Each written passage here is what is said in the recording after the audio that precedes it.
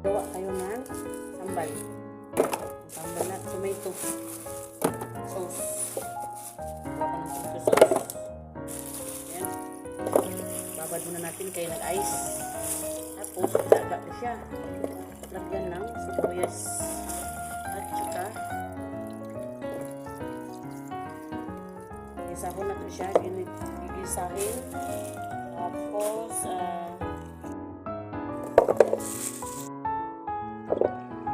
isa, lagyan sibuyas, lagyan ng asin, lagyan ng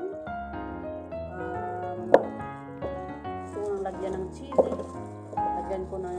lagyan ko siya ng chili, para tomato sauce chili. Yan yung chili.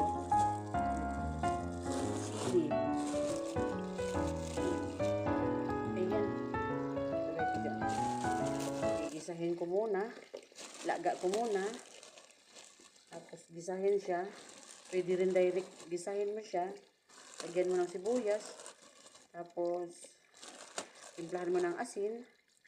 Ayan. Pag gusto mo lagyan mo ng bitchin, pwede rin. Ajinomoto. Nasa iyo na yan. So, i-blender mo siya pagkatapos. Pag gusto mo.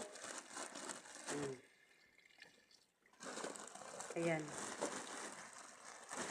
Pag ayaw mong gusto i-blender, di wag. Basta dudurugin mo lang siya.